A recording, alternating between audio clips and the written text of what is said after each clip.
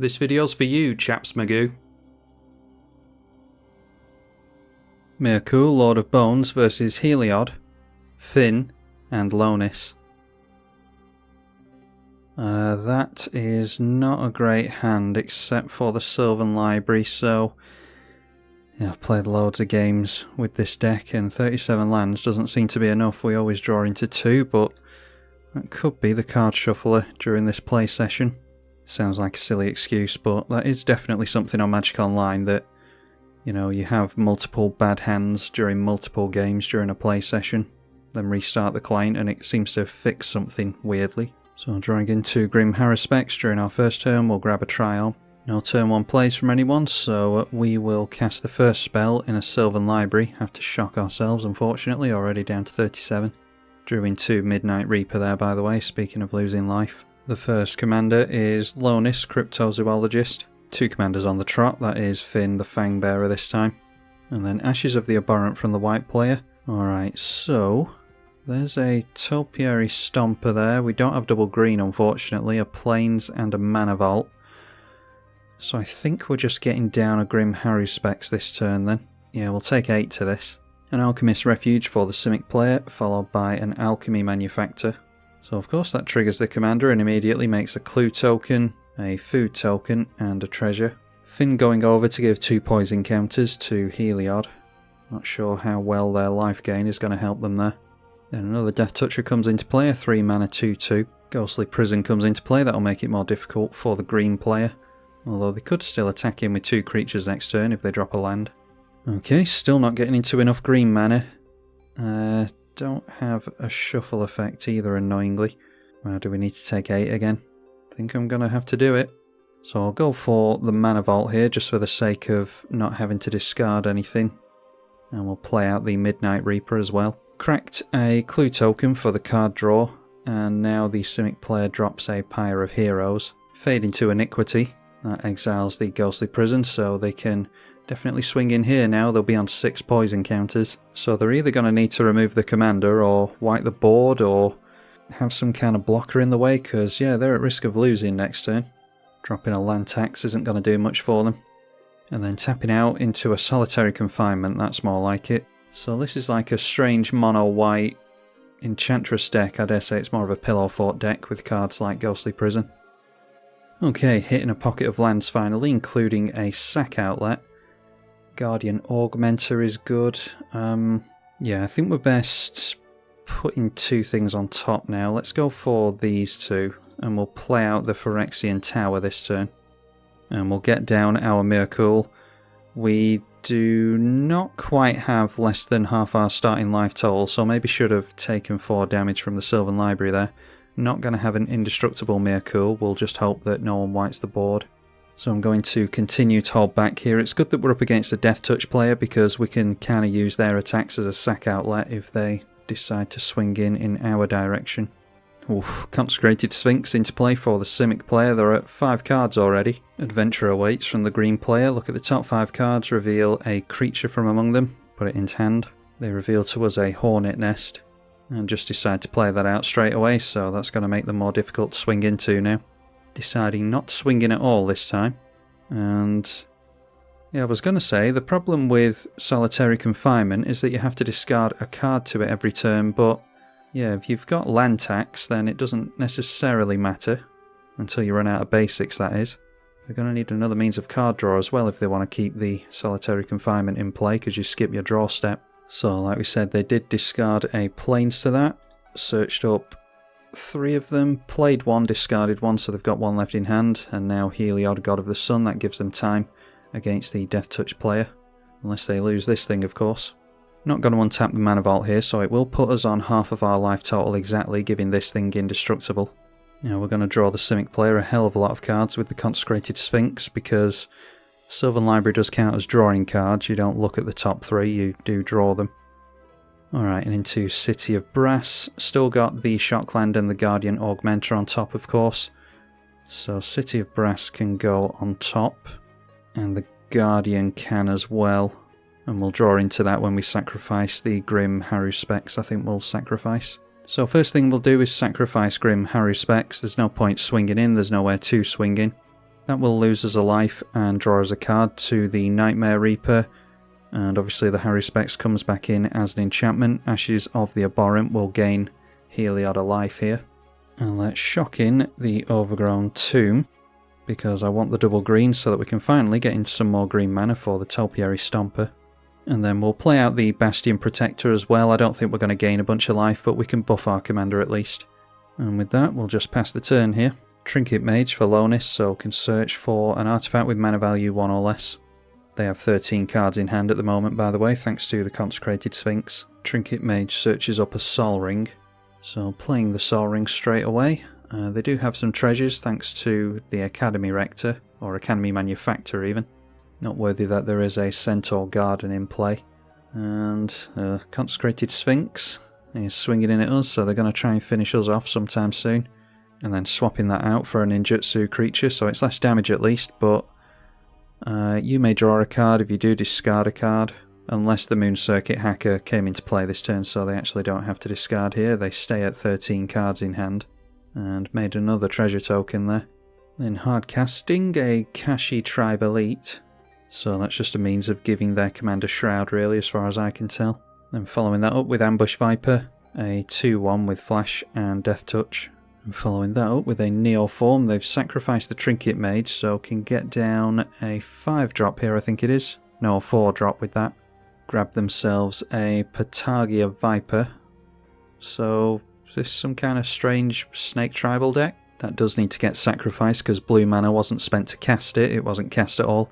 Does come in with a couple of Snake tokens though. Discarded a few things to hand size there, a couple of lands and a Risen Reef. So, staying at 7 in hand. We know that they've got that Consecrated Sphinx there as well. Another Death Toucher now, that is Nightshade Peddler. Everything has Death Touch already, so not particularly worried about that. They could choose not to Soul Bond. Instead giving it to the 0-2 with Defender. And again deciding not to swing in. So once again going for all 3 planes. Playing 1, discarding 1. So 5 cards in hand, at least 2 of them are planes. And they are skipping their draw steps with Solitary Confinement, so they're going to have to try not to wait it out for a board wipe, I suppose, so that the Death Touch player doesn't just get rid of them immediately. Then they can actually start drawing cards again. Once again, going to take a damage to the Mana Vault. Of course, while we're low on life, getting into another Shock Land. Haven't done too well on lands this game. Had to sink a lot of life into our mana. Don't particularly like the idea of Plumb the Forbidden either, so it is top of the library. And we can shuffle by sacrificing the Topiary Stomper, so I'll get rid of the Solemn as well. So I think this turn we can get down the Doomweight Giant and Guardian Augmenter. That'll give our commander Hexproof. I wanted to get that down instead of the Bastion Protector, but we didn't have enough green mana previously, so yeah, go for the Doomweight Giant. We'll sacrifice the Topiary Stomper. So we'll put the card draw effects on the stack first so that Myrkul can bring in the Topiary Stomper and have a shuffle, so that we don't draw into the same cards that we've just put on top. Hopefully we can sacrifice the Midnight Reaper sometime soon, and luckily Myrkul is a May ability, so we don't have to reanimate the Midnight Reaper. And I don't want to be taking any more life to it if I can help it, because we're down to 14 already. Grab a Swamp in tapped with the Topiary Stomper, and then draw a couple of cards to our Haruspex creatures. Okay, gets us into lands, so we're going to play 2 cards here, so we don't need the Reliquary Tower. Might just take the opportunity to get down the tap land. So we'll play out the Doomweight Giant here. Suppose what I should have done really is gone Doomweight Giant and then sacrifice this, so that we could have had -3/-3 on everything, instead of just -2/-2. Well, it's not landing anyway. There's a Swan Song from the Simic player. So that gets us a bird token into play. We'll play out the Guardian Augmenter. That does have flash, but it's way quicker if I just play it here. If anyone whites the board, then we'll get enchantment versions of those anyway. So we'll just pass the turn again, can't get through to anyone. Lonis being activated at the end of the turn. Target opponent reveals the top X cards. So revealed here is a Ravenous Chupacabra, a land, Heroic Intervention, and Yawgmoth Physician. So they decide to take the Yawgmoth from us, drawing a card with a clue token during their main phase. Pyre of Heroes sacrifices the Ambush Viper, so with that they can get a 3-mana snake We need to bear in mind that they could sacrifice this thing and go for the 4 mana snake that's a counter spell. I mean, obviously they haven't held this up, so they can't do it now.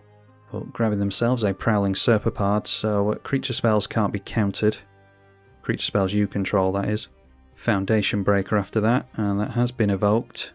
And they point that at the Solitary Confinement, so the white player better hope that he's got some removal for the Fynn. Note that he hasn't been drawing cards this whole time. Okay, they actually didn't blow up the Solitary Confinement there. Is this a May ability? Yeah, it is a May ability, strangely, so maybe they were just playing that in order to trigger their commander. But yeah, decided to leave the Solitary Confinement in play for whatever reason. Consign to Dust, going on the Solitary Confinement, destroy any number of target enchantments or artifacts if you pay 3 additional for each one you target. So, Solitary Confinement going down seemingly. So now a couple of Death Touches swinging in towards the white player. And they forgot about the Heliod. Heliod dumping 4 mana into his commander, and Vigilance gets to get rid of the 2/2. So they survive at 8 poison counters. Should have swung in with their commander apparently. Enlightened Tutor before their turn starts. They decided to tutor up there and out of time, so that has Vanishing. When it enters the battlefield and tap all creatures, they phase out and put a time counter on this for each creature that phased out this way. So we'll see if the Simic player has any counter magic for it. Didn't go for any lands with the land tax either. So of course casting the Out of Time. Noteworthy that that does animate the Heliod, so they're going to phase out their own Heliod here. In response, the Yawgmoth is going to start sacking things. They decide to point the -1/-1 counter at Heliod, and then Yawgmoth activating again, going after the Midnight Reaper. Staying at 8 cards in hand and deciding to just allow that to happen. And it's 15 time counters on this, so they are effectively gone for the rest of the game until that gets blown up. And then we see a Banishing Light. Pointing the Banishing Light at our Sylvan Library, unfortunately. Okay, so I think we need to take the time to actually untap the Mana Vault here then. Draws us into a Bloodstained Mire, not in a particular hurry to cast that, so let's just drop the Reliquary Tower. And I think we hide behind a Sphere of Safety now. The Simic player holding up priority there, but deciding to let it down. Alchemist's Refuge being activated, so they can cast a spell here. They've got 4 mana available to them. Say Cloudkin Seer that they decide to drop, so they are just going to draw a card here. They don't activate their commander while it's phased out. Okay, and the mono green player just decides to scoop on us there for some reason. Simic player dropped a Llanowar Elves there as well. Sensei's top for the Simic player. Spinning the top. Bet Lonis wish he'd kept hold of the Foundation Breaker now, if he wasn't going to blow anything up with it when he played it. Sacking a Clue token to draw a card. And playing out a Hostile Desert, so that is 2 exile a land from graveyard, it becomes a 3/4. Springbloom Druid being cast here, that is a slow Harrow. The 2/1 flyer swings in towards the white player. And then swapping that out with Ninjutsu, that is a Springleaf Avenger. Whenever it deals combat damage to a player, return a permanent from your graveyard to your hand. So should be the Foundation Breaker, you would think. And that's exactly what they go for. They can't afford to cast it here though. So we'll play around the idea that we're going to have our permanents back during the next turn cycle, tapping down the Sensei's top and drawing a card, discarding that Consecrated Sphinx to hand size. They go for 3 planes with the land tax this time, so might have missed one. They'll have 3 or 4 in hand. And playing a Starfield of Nyx, so they animate all of their enchantments. So we've got multiple ways to get rid of Out of Time here at least. And yeah, it looks like they're trying to get rid of us as soon as possible. And then pulling back. Yeah, if they're going to lose this, there might be an idea that they don't tap out into a bunch of creatures, because they could really hurt on the swing back if they're not careful. Yeah, so going after the Simic player instead, they're still pretty much tapping out. They also would have had to pay 3 mana per creature attacking us here, so that was probably what dissuaded them. Springbloom Druid going to block this thing. Creature dies, so Ashes of the Abhorrent continues to gain them life. Okay, Necropotence. I think it's just time to drop the Villis, to be honest. We can use the Mana Vault to do it. We'll lose a life to Mana Vault next turn. That'll draw us an additional card. And then we can lose a life to Bloodstained Mire as well, maybe this turn. Yeah, let's do that. So pay a life into the Bloodstained Mire. We'll try and get another black source out, see what we draw into. Okay, that is a Sidisi Undead Vizier. I'll go for a Bayou here. And we'll just have to leave it there, I think. I really don't want to sink 6 life and 3 mana into Vilis. Our opponent has a Seal Away anyway. Oh, it only goes for a tap creature, doesn't it, that one? Springleaf Avenger is what they're exiling.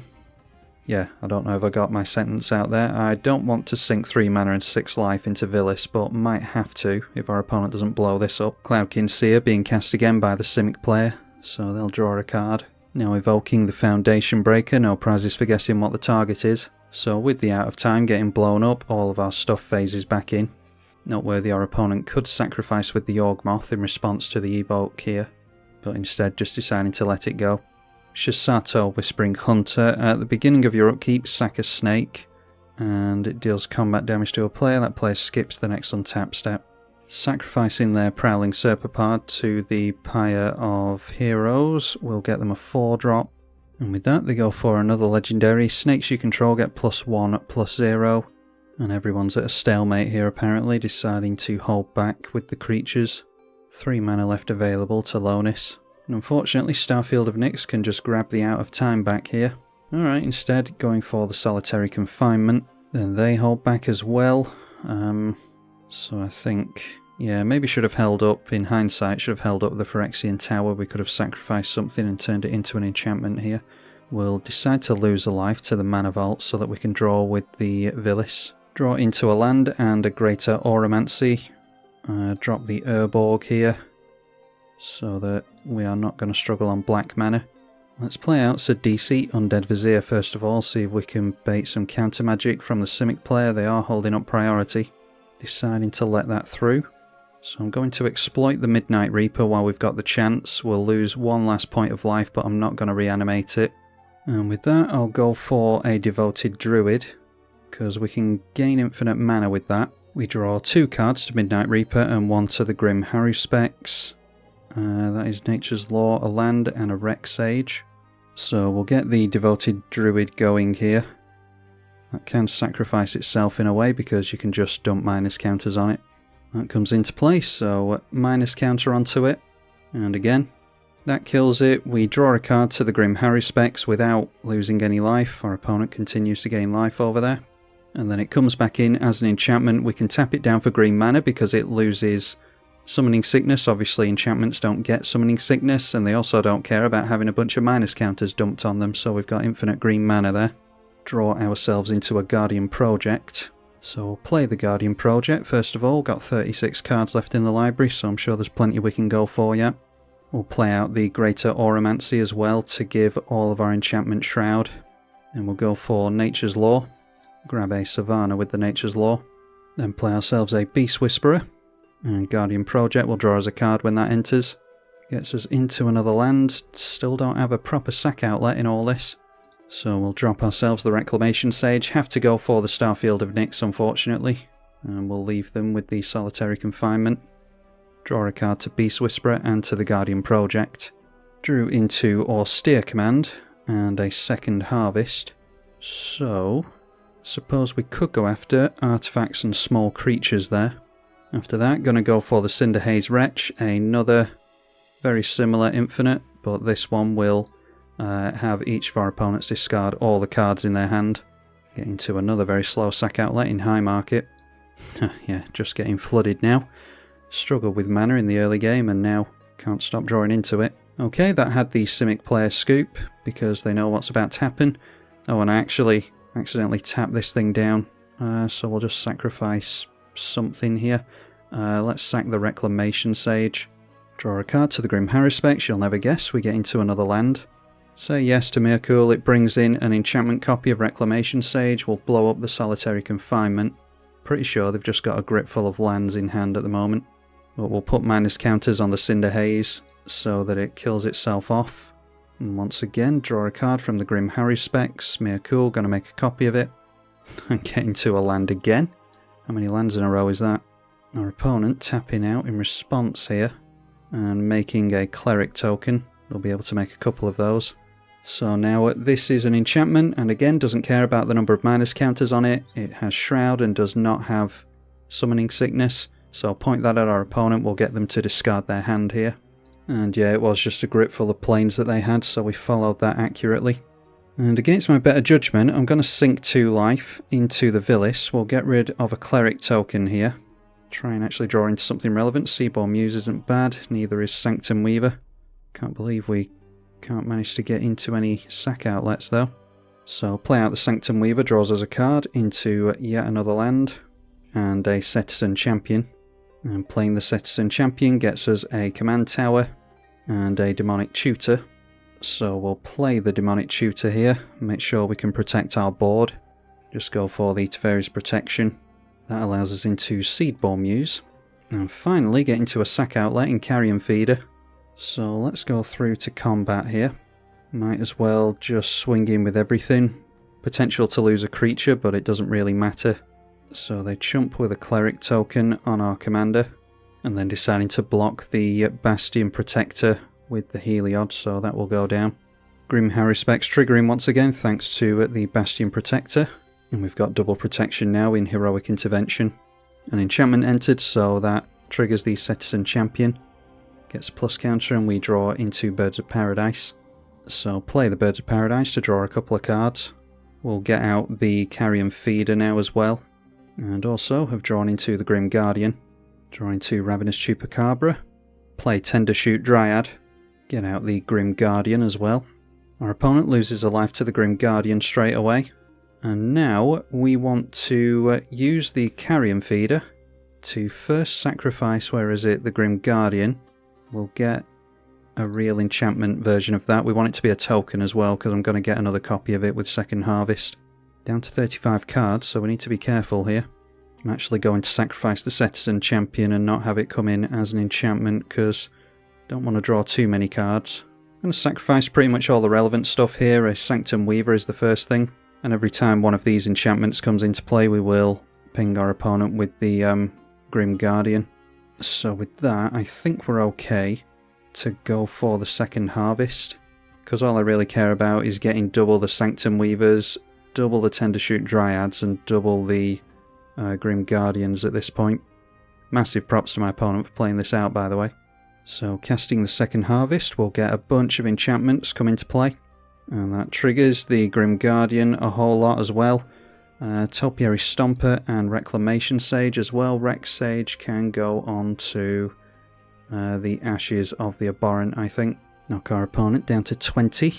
And then we'll sacrifice the Birds of Paradise. We'll make as many enchantments as we feel as though we can here. 30 cards left in the library, and we are forced to draw a couple of cards every time we kill off a creature. But Grim Guardian will also ping them for 2 each time.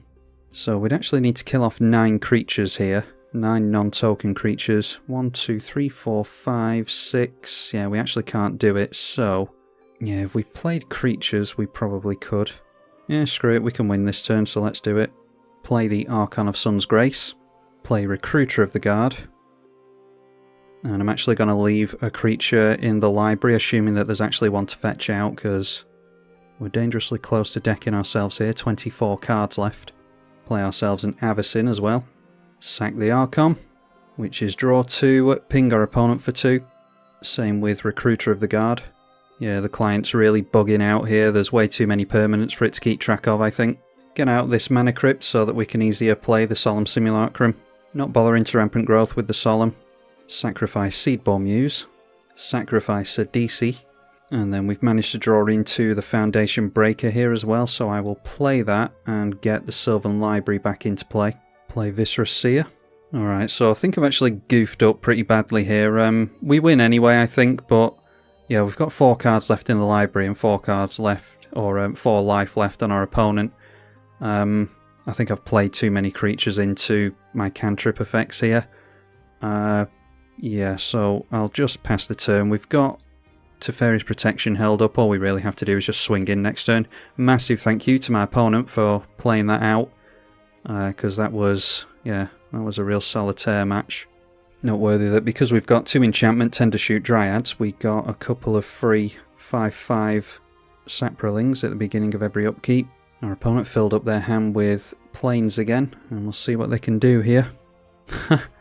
Wow. Did they know that was on top of their library? Is that why they've been playing this out this whole time. Yeah, that is one hell of a top deck if they didn't know that that's what they were getting into. Gotta have to find the damn Teferi's Protection now. Yeah, and our opponent scoops after the Teferi's Protection, which is fair enough. Again, massive thank you to I. Williams for playing that one out. I'm sure I could have won on my turn there, but I obviously didn't work out the whole how many creatures I can play and how many I can sacrifice and be forced to draw, but also drain my opponents with the Grim Guardian. Yeah, if I'd worked it out better, then I'm sure I could have won that turn, but we had it regardless there. Protect our board, turn it sideways and win next turn. If you enjoyed this visit to Myrkul, Lord of Bones, then be sure to leave it a thumbs up, because that will help push it to other potential viewers of the channel. You can also support monetarily on Patreon if you are able to. Link to that is in the description below. Huge thank you to those of you who do that already. I'm tribalkai. Thank you for watching.